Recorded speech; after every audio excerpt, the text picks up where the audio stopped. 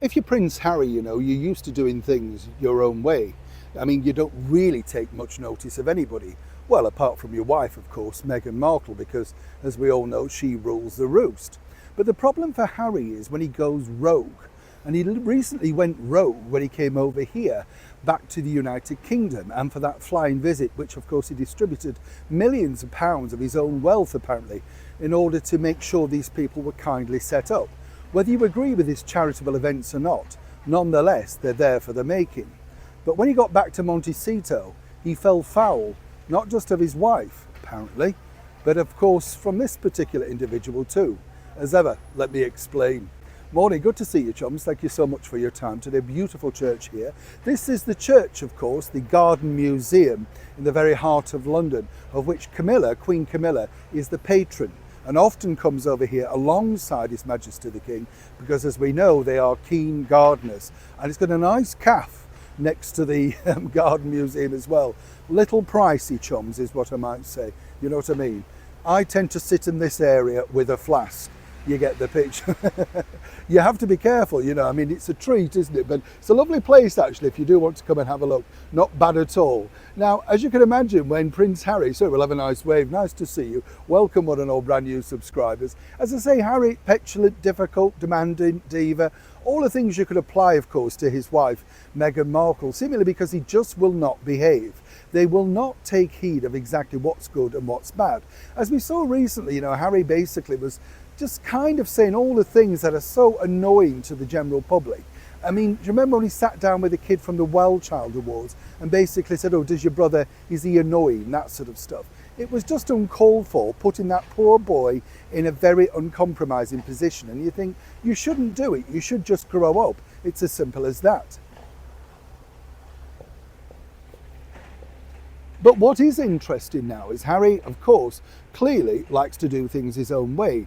And while this particular individual, his new communications chief, Meghan's right-hand woman for now, Meredith Maine, well, apparently, things were going very, very well. As I told you, things were going very swimmingly. She got on board all of the previous media over here that had really fallen out with Harry and Meghan, in particular places like the Telegraph, the Mail, the Sunday Times, the Times. Everybody was willing to write exactly what, of course, Meredith and Prince Harry were agreeing.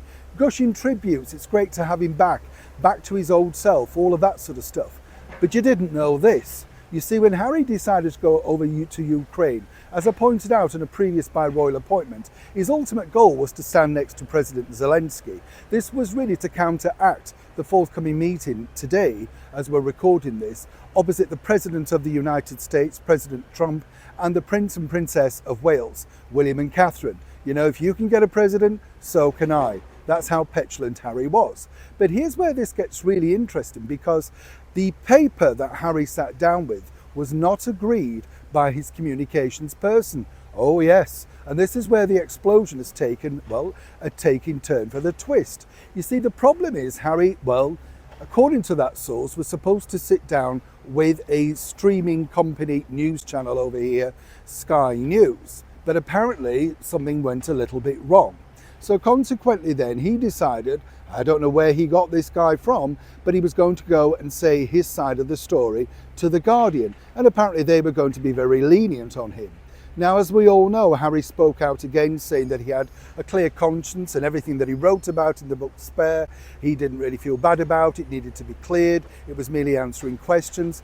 And the biggest faux pas and lie of them all, really, when you think about it, was the fact that Harry pointed out 100% that, everything would be all right because according to his wife, Meghan Markle, as long as you tell the truth, you've got no problems.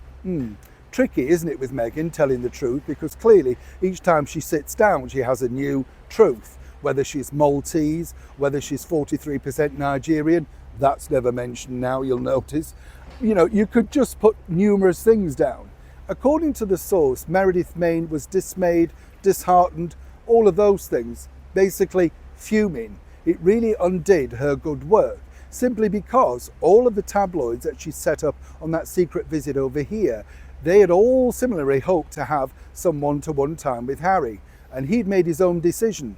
But once again, when Harry makes a decision, it tends to be the wrong one. And now she is left to pick up the pieces, while Harry basically claims he's done nothing wrong. It must be difficult working for the Sussexes. Anybody else agree? Neil Sean in the very heart of London.